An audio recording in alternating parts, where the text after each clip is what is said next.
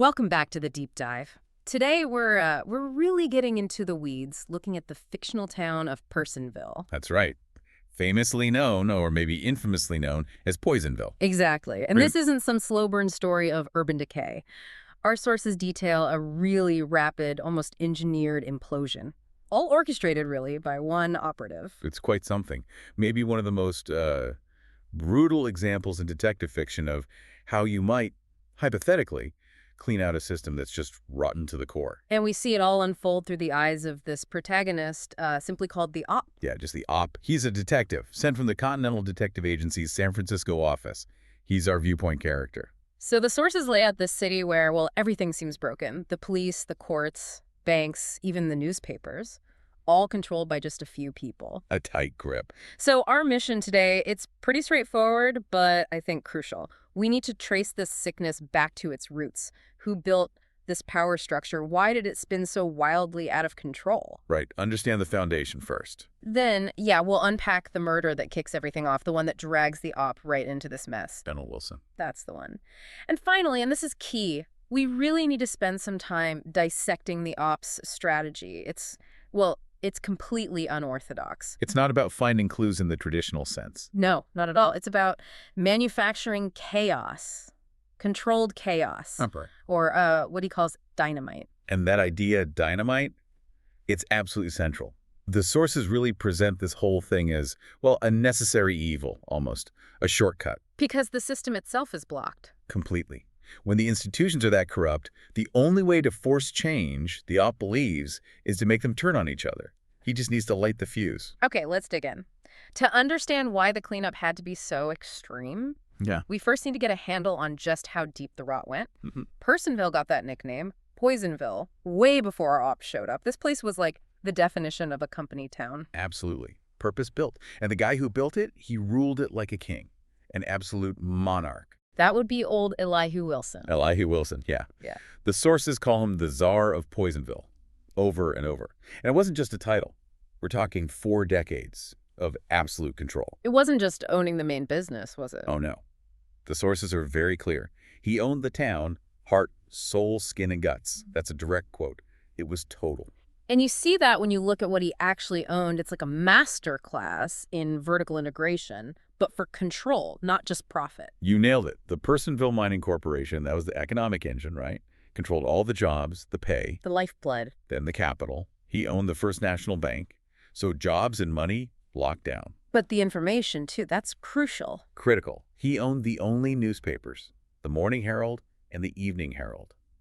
Think about that. Control the jobs, the money, and what people read and hear. There's no escape, no alternative narrative. None. You control every aspect of their lives. There's no room for dissent, no way for opposition to even organize effectively. And then he layered political control on top of that, made himself untouchable. Precisely. The sources, they listed out. How Elihu Wilson essentially owned politicians, not just locally either. Right. This wasn't just the mayor. No. We're talking a U.S. senator, multiple representatives in Congress, the governor, the mayor, yes, but also most of the state legislature. Wow. So any attempt to investigate from the outside? Dead on arrival. Wilson's political assets would just neutralize the threat immediately. State, federal, didn't matter. The Op saw it right away. The law, as we know it, just didn't apply in Poisonville. Okay, so if he's this absolute czar, completely untouchable, how does it all start to crumble? How do the criminals actually get a foothold strong enough to challenge him? It all comes down to a labor dispute, an incredibly vicious one. The strike. The strike, exactly. See, for a while, Wilson actually had to deal with organized labor, specifically the IWW. Wobblies. The Wobblies, yeah. Industrial workers of the world. We should probably pause on them for a second. They were pretty radical for the time, believed in organizing all workers into one big union. And they were known for being aggressive, especially in places like mining towns. Very much so. The sources talk about the period before 1921 as the war days. It's a kind of coded reference to those really intense, often violent clashes between capital and labor back then. And during that time, the Wobblies had enough power to force Wilson into making deals. They did. He had agreements with them. But then comes 1921. He sees an opportunity. Well, the economy was apparently rotten, but Elihu felt his political power was peaking. So he just ripped up the contracts, tore up the agreements. Which, predictably, led to a massive strike. 8 months long, and Wilson's reaction was, well, medieval is a good word. He didn't hold back. What did he do? Everything. Hired professional gunmen, brought in scabs, strike breakers. He used the National Guard. He even pulled strings to get parts of the regular army deployed. Against his own workers. Absolutely. Mm-hmm. Organized labor, the IWW specifically, they were utterly crushed, broken. So he wins. He achieves his goal of destroying the Union. He wins that battle, yes. But in doing so, he sets up this catastrophic own goal. He solved the Union problem. But created a much bigger one. He lost control of the city to the very tools he used. That's the grim irony, isn't it? The thugs, the gunmen he hired to break the strike guys, like Whisper Theller, Lou Yard, Pete the Finn, once the strike was over, they just didn't leave. Why would they? They saw Poisonville as payment, their spoils for doing the dirty work. And here's the kicker. Wilson couldn't get rid of them. Why not? He's still the czar, isn't he? Because he was compromised. He'd used these same men for illegal, violent acts during the strike. He'd involved his political allies. He was too dirty himself to use the law or even forced to push them out. They knew too much. So he traded union demands for gangster rule. Pretty much. He paid a premium to swap organized labor, who wanted rights and wages, for organized crime, who wanted to bleed the town dry and run the rackets. And they controlled the police, too. Effectively, yes. They infiltrated or bought off key people. The Op steps into this situation where Elihu, the supposed czar, is actually stuck.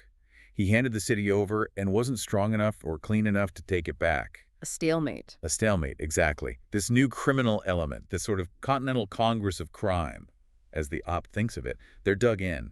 They know Elihu needs their silence. That's the poisonous stew the Op walks into.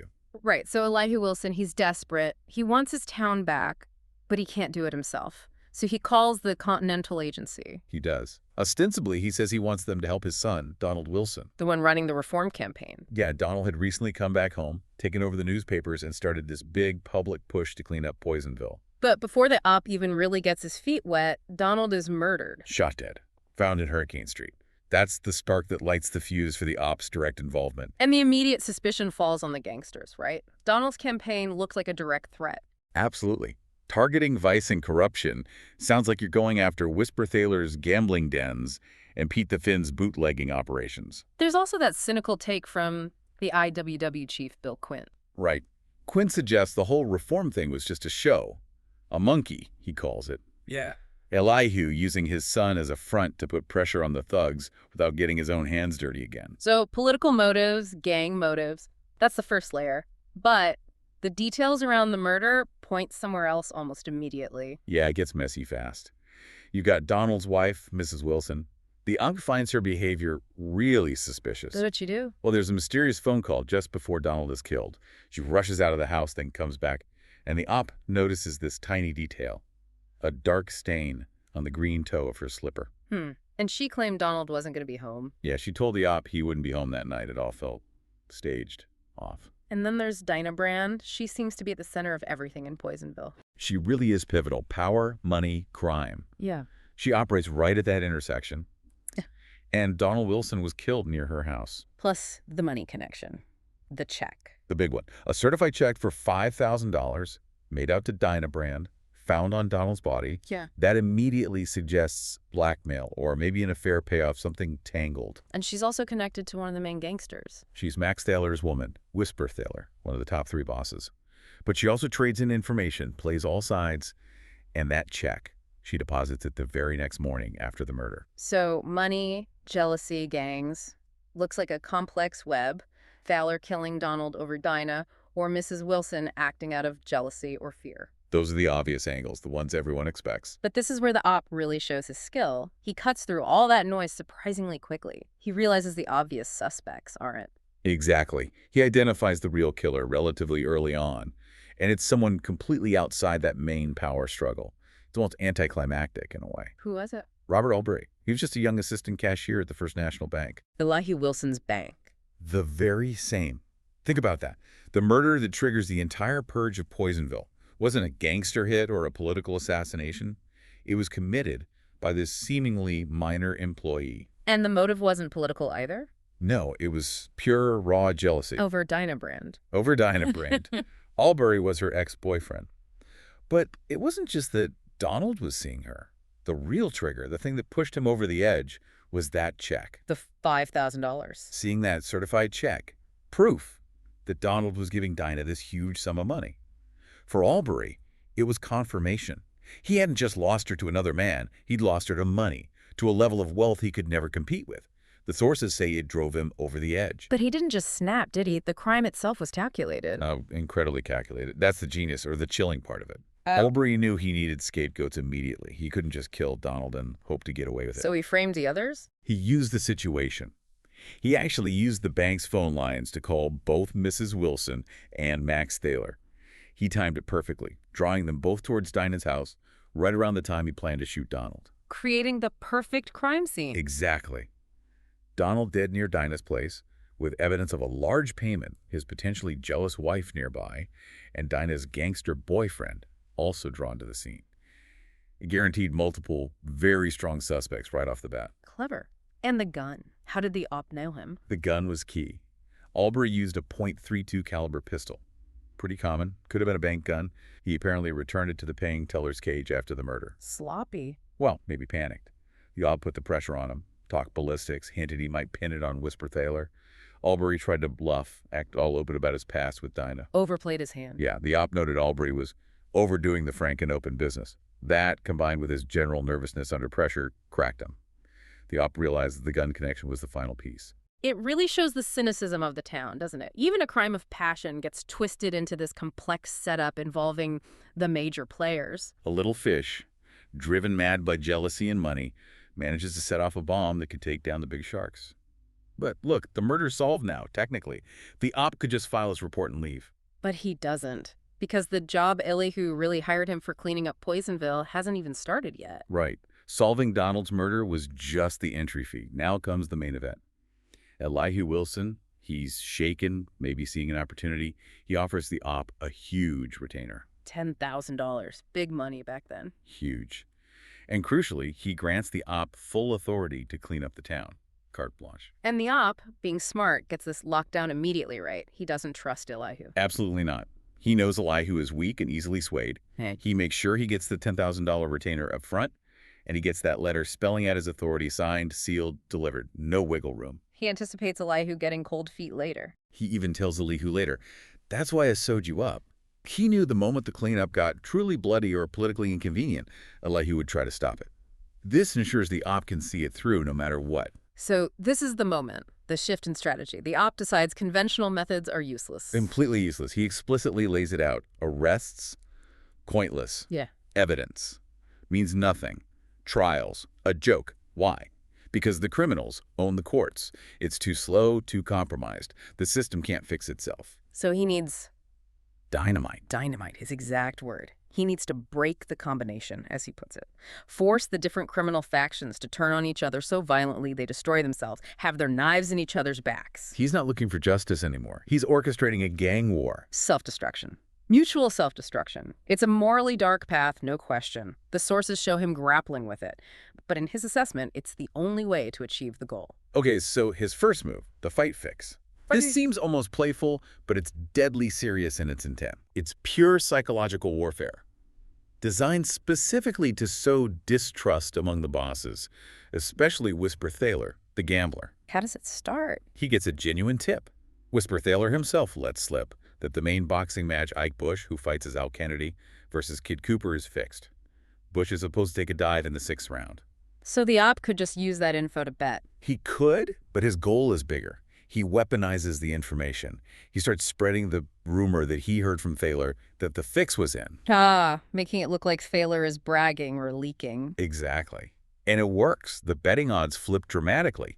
Money shifts away from Bush losing towards Kid Cooper winning.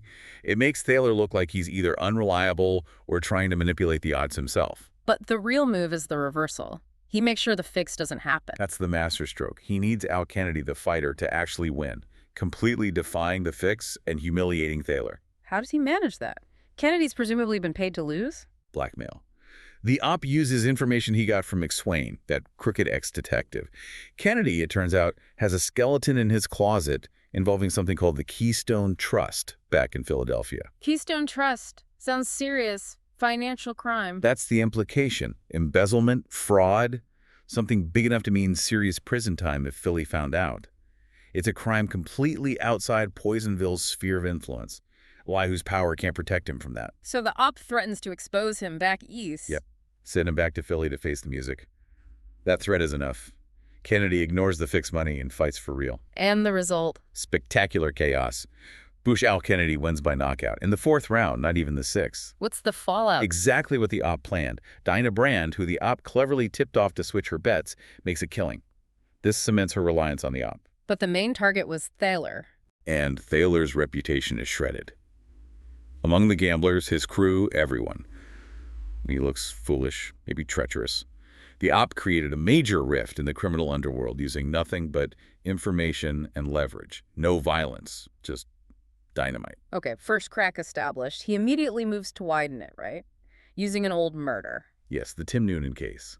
Tim was the brother of the current police chief, Noonan, killed years ago. And Dinah Brand provides the lead again. She's really playing a dangerous game. She is. She's fully committed to helping the op now, partly for money, partly to hurt Whisper, her estranged lover.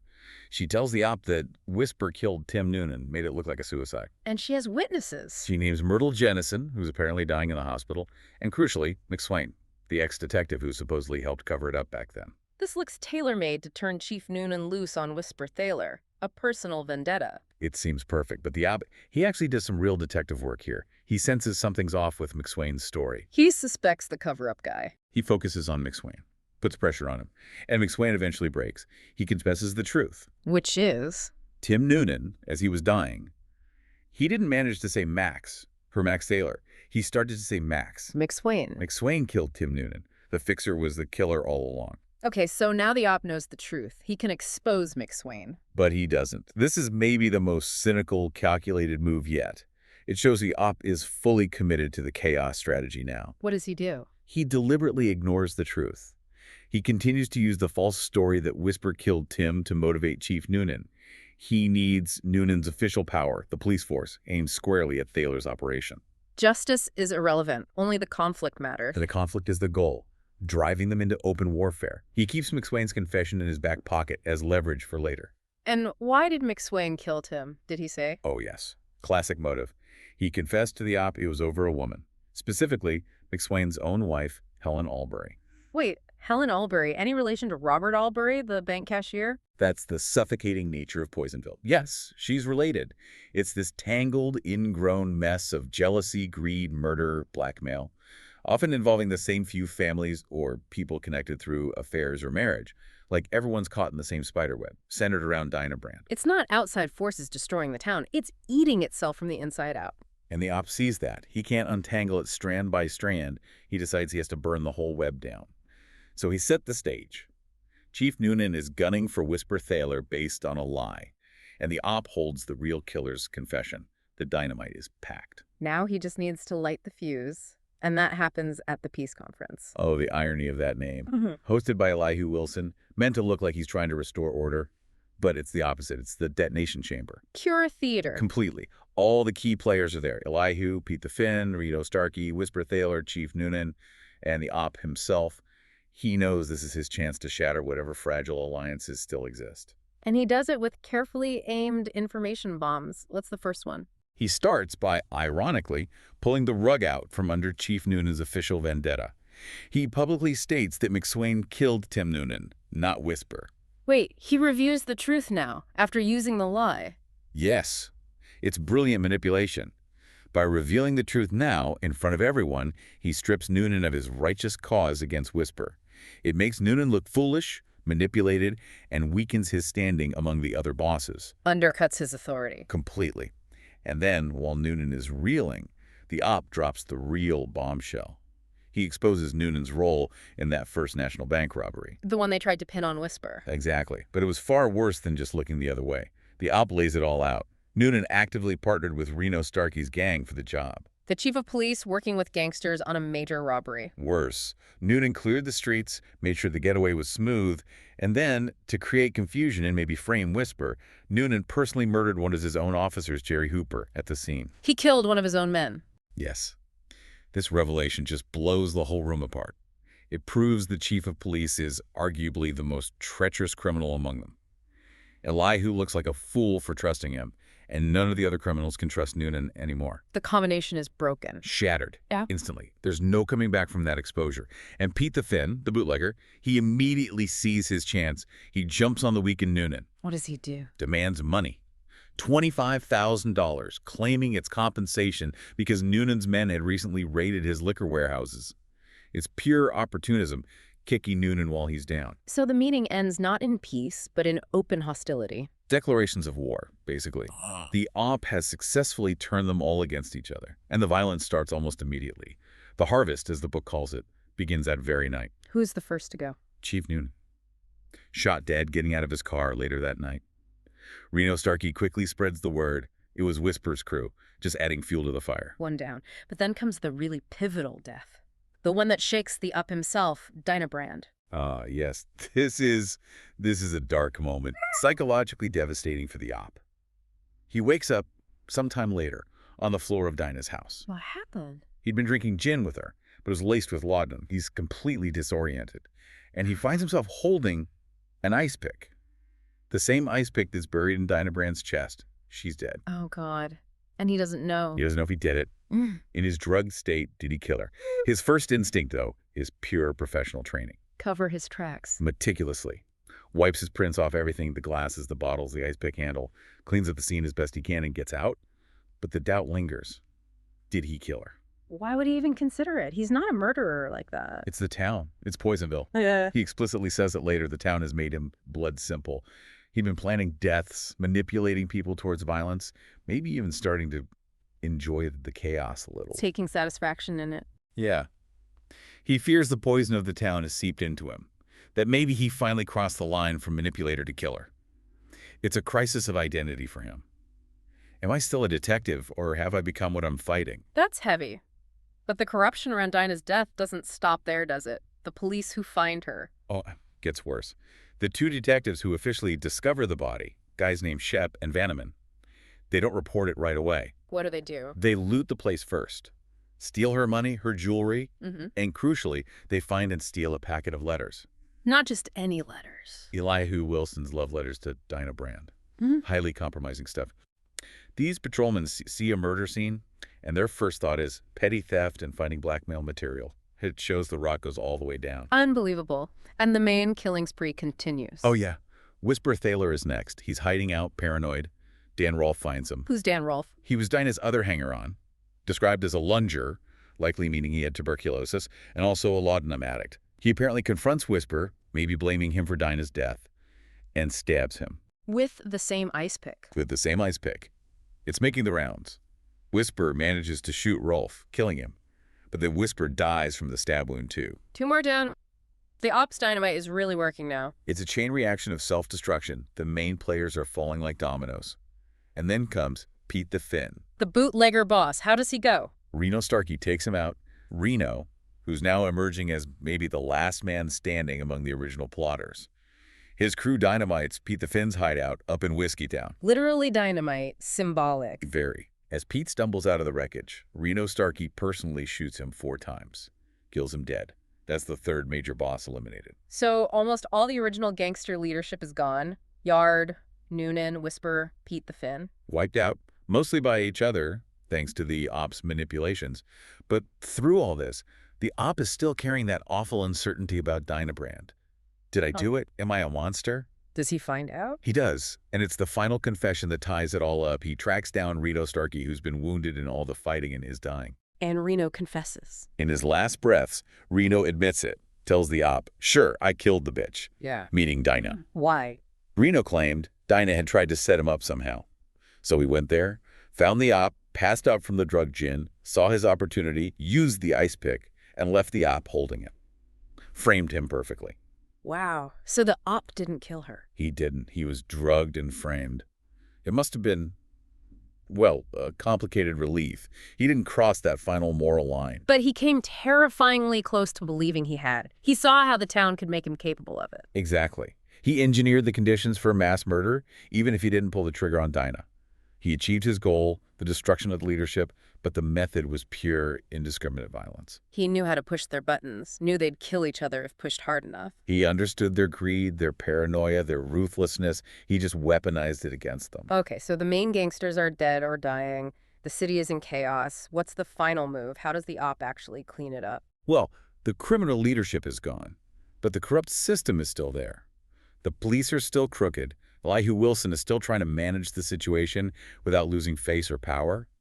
The op needs one last big play. And he needs leverage against Elihu himself. Which he now has. Remember those love letters? The ones Shep and Vanneman stole from Dinah's place? Elihu's letters to Dinah. The op managed to track them down. They passed through the hands of a crooked lawyer named Dawn, who also ended up dead in all the chaos. The op recovered the letters from Dawn's effects. So now he holds Elihu's deepest secret. Proof of the affair, the hypocrisy. Everything. This is the ultimate blackmail material. He confronts Elihu Wilson, probably in the dead of night, lays it all out. This isn't a negotiation. Not at all. It's an ultimatum. The op basically throws the body count at him. He says something like, Yard died Tuesday morning, Noonan the same night, Whisper Wednesday morning, and the Finn a little while ago. I'm giving your city back to you whether you want it or not. He's forcing Elihu to take responsibility for the mess he ultimately created. And the demand is huge. It requires dismantling the very power structure Elihu built over 40 years. What does he demand? He forces Elihu to make the calls. Call the governor, call the mayor, the politicians Elihu owns, and order them to suspend the entire Poisonville Police Department. Every last corrupt cop. Wow.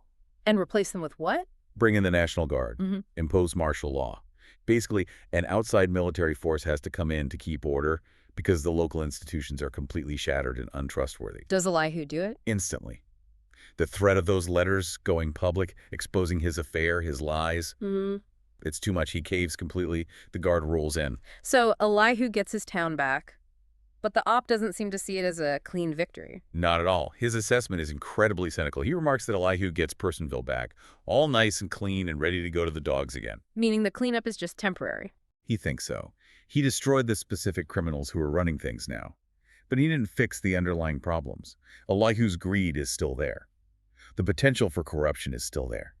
It needed the National Guard to stabilize it, suggesting that cleanliness is fragile, imposed from outside. Let's just step back and look at the sheer scale of the violence the op unleashed. The Red Harvest. It's staggering. The op himself does a rough tally near the end. He counts at least 16 known murders just within that week. 16? 16 that he can directly account for, and he admits the real number's probably higher. Donald Wilson, those 4 men plus the detective ambushed early on. Jerry Hooper, the cop, killed by Noonan. Lou Yard, the 3 guys shot at the Silver Arrow Roadhouse. A minor character named Big Nick the Op shot in self-defense. Yakima Shorty. Noonan. Whisper. Pete the Finn.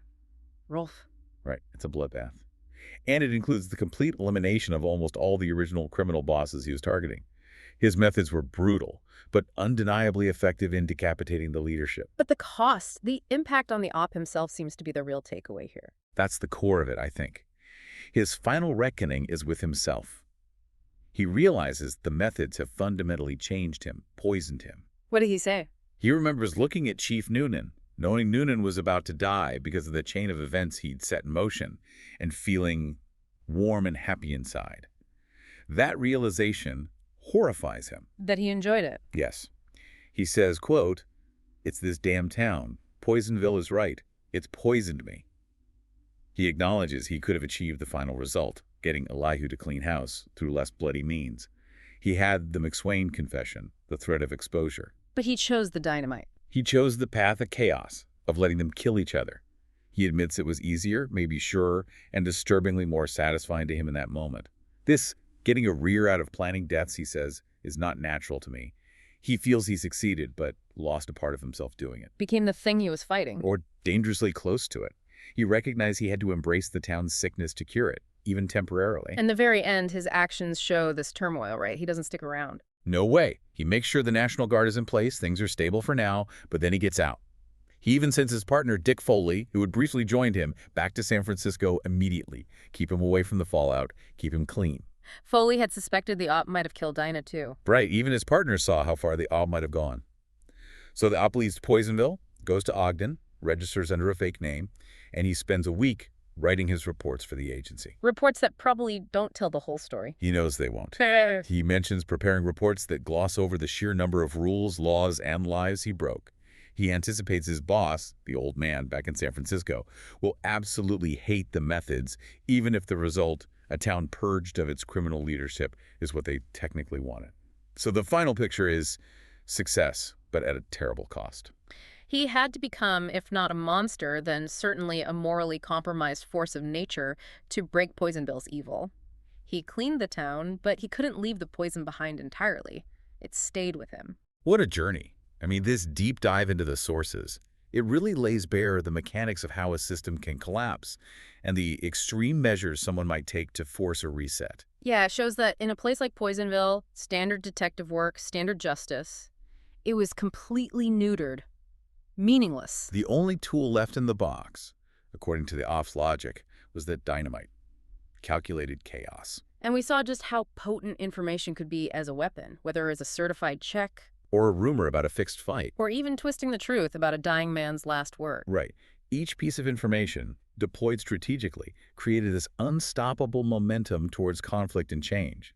It suggests when the official channels are blocked, violence and manipulation become the only languages left. Which leaves us, and leaves you listening, with a pretty stark question, doesn't it? The Op chose this path, this chaos, because the system was corrupt, broken, too slow. He saw it as the only option. But look at the toll it took on him. That self-acknowledged poisoning. So the question is there ever a situation where breaking all the rules, embracing that level of brutality, is genuinely the only path to justice? Or does the method itself always corrupt the outcome? Does the necessary evil inevitably stain the person who wields it, just like the Op feared happened to him? That fundamental tension, that's the dark, beating heart of Poisonville. Couldn't say it better myself. Thanks for diving deep with us today. We'll catch you on the next one.